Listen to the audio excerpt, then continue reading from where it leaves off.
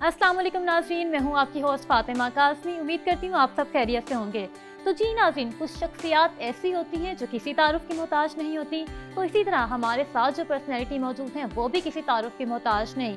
चलिए मैं आपको उनके बारे में कुछ हिंट्स दे देती हूँ कि वो लॉयर भी हैं, वो एक्टर भी हैं, वो कॉमेडियन भी हैं और इसी के साथ साथ वो एक होस्ट भी हैं। समझ तो गए होंगे, चलें अगर नहीं समझे तो आज हम आपको उनसे मिलवाते हैं। Let's go inside. Inky Pinky Ponky, Daddy bought a donkey, donkey died, Daddy cried, Inky Pinky Ponky। मेरा आपसे पहला सवाल ये है कि आपका नाम जो मरहूम अहमद बिलाल है, तो ये लफ्ज़ मरहूम क्यों? ये लफ्ज़ मरहूम इस वजह से है कि जाहिर बात है कि हर नाम के साथ कुछ ना कुछ तो होता है, तो इसके साथ मरहूम है, मतलब ये बस है।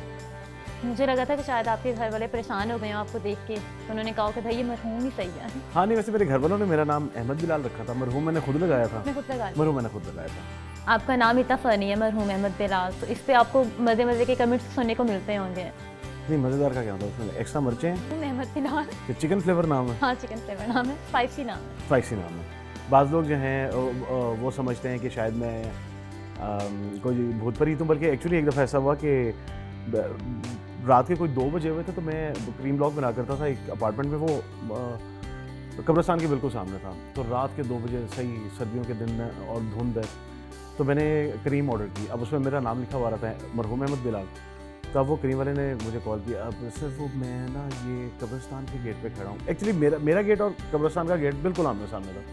मैं कहा जी मैं आया, मैं बाहर निकला, अब धुंध थी, उसे ये नहीं पता लगा कि ये यहाँ से कब्रिस्तान से है, यहाँ से है। मैं आके बैठा तो उसका बिल्कुल सांस खुश्क हुआ। उसने सीधा गाड़ी में बैठा और कह रहा कि सर वो आपका नाम मरहूम है? मैं कहा हाँ जी, और आप ये कब्रिस्तान में रहते हैं? मैं कहा नहीं भाई, कब्रिस्तान के सामने मेरा घर है। उसकी जान में जाने, उसने कहा सर मैं इतना डर गया था कि मैंने ठीक है, ये मरहूम तो नहीं है। सुने आपकी आवाज़ बड़ी खूबसूरत है, बल्कि मैंने खुद एक्सपीरियंस भी किया हुआ है, तो अपनी आवाज़ में कोई आप गाना ही सुना दें, किसी भी ज़ुबान में सुना दें। बिल्कुल, ये आपने बिल्कुल सही सुना है मेरी आवाज़ के बारे में। बल्कि आपने वो एक प्रोग्राम बड़ा मशहूर हुआ था सारेगामा, जिसमें बपी दा ने उसे जो है किया था, जज किया था। अनु दावी थे उसमें, वो बड़े नाम थे। देखा हुआ है वो प्रोग्राम? मैंने नहीं देखा, क्योंकि ना इंटरेस्टिंग कोई नहीं है एक गाने शाने में मुझे ना।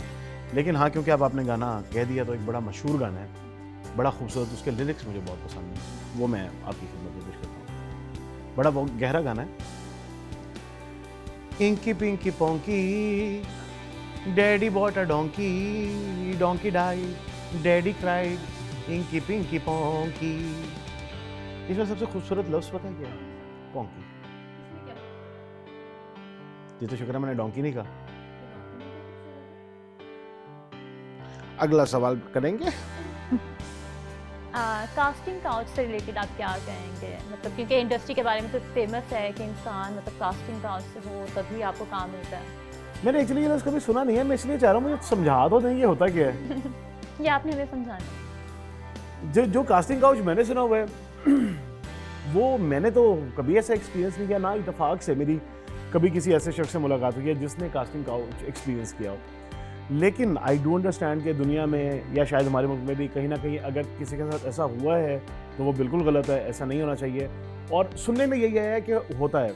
मैं 100% इस वजह से नहीं कह सकता कि ना मैंने खुद एक्सपीरियंस किया है और ना किसी ऐसे शख्स से मेरी मुलाकात हुई है जिसने ये खुद एक्सपीरियंस किया हो।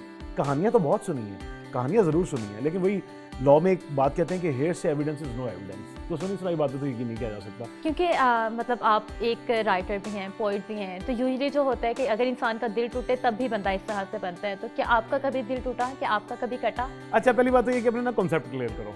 लेकिन चलो इस बात का मैं जवाब देता हूँ। दिल कटा है तो दिल तो मेरा बहुत बहुत कटा है। यानी कि जवानी में जिस वक्त एक ज़माने में हम, यकीन नहीं आएगा लड़की तुम्हें, लेकिन एक ज़माने में हम जवान हुआ करते थे, तो भाई वो कहते हैं कि विले आदमी को ना बहुत ज़्यादा इश्क करने के अलावा काम ही कोई नहीं होता।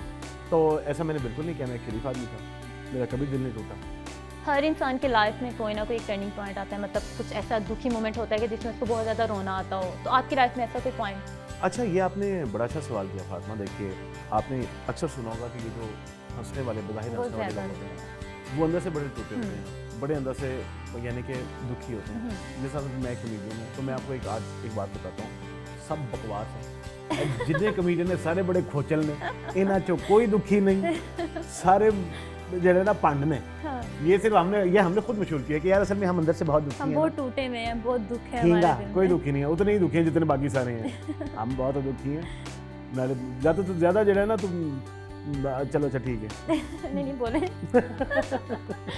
मेरा आपसे अब सवाल है कि आप क्योंकि राइटर भी हैं, आप लिखते भी हैं, तो आपने अपनी कोई कभी बुक पब्लिश की हो? मैंने एक किताब पब्लिश की थी जी, बिल्कुल। मैं उसके लिए बहुत माजरत चाहता हूँ। उसका नाम है उन्वान, उस किताब का। ये देखा है ना, जब वो ये एक चीज़ चेक करनी है, आइंदा भी कभी इंटरव्यू करो ना, बंदा फुल शुगर लगा रहा था, मजाक कर रहा था, जैसे अपने पे कोई बात है ना कि आपने फलां काम किया था और वो वाकई किया होता है, एक बंदा दफा ना बंदा हल्का सा मौजूद होता है। जी जी बिल्कुल, वो उन्वान आप जिस किताब का जिक्र कर रही हैं वो बिल्कुल मैंने लिखी। और जिस वक्त मैं किताब लिख रहा था, मैं आपको बताना चाहूँगा, फातिमा नाम बताया ना आपने, मैं फातिमा नाम तो ये इस तरह जो बंदा कहता है ना वो खोचल होता है, वो दुखी नहीं हो सकता। जी मैंने लिखी थी किताब।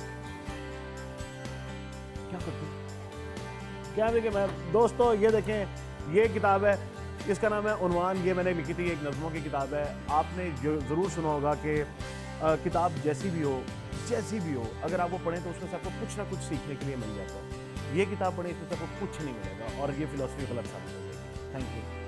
आपने क्योंकि मूवीज़ भी की हुई, आपने ड्रामास भी किए हुए हैं, तो दोनों में आपको क्या फ़र्क लगा है कि क्या फ़र्क है दोनों में, ड्रामास में, फिल्म्स में?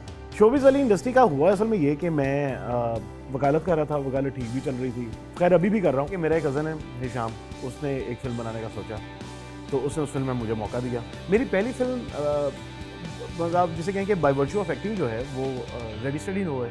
अच्छा। बाय वर्च्यू ऑफ एक्टिंग मेरी दूसरी फिल्म थी टिफाइन ट्रबल, लेकिन रिलीज़ होने के हिसाब से वो पहली फिल्म बन गई। रेडी स्टडी नो लेट रिलीज़ हुई थी। अब जो मेरी पहली फिल्म थी रेडी स्टडी नो, मेरे कज़न ने हिशाम ने फिल्म बनाई, उसने मुझे कहा कि ये ना मैं तो एक बड़ा अच्छा रोल इसमें दे रहा हूँ। मैंने कहा हाँ बिल्कुल ठीक है। तो पैसों की बात हुई तो डिसाइड हुआ था 1 लाख पे, लेकिन जो ट्रांजैक्शन हुई थी वो सिर्फ 10,000 की थी, क्योंकि मेरे पास 1 लाख थे नहीं उसे देने के लिए। तो मैंने कहा कि मैं सिर्फ 10,000 दे सकता हूँ। जी शुक्रिया मरहूम अहमद बिलाल साहब कि आपने अपने कीमती वक्त में से हमें अपना वक्त दिया।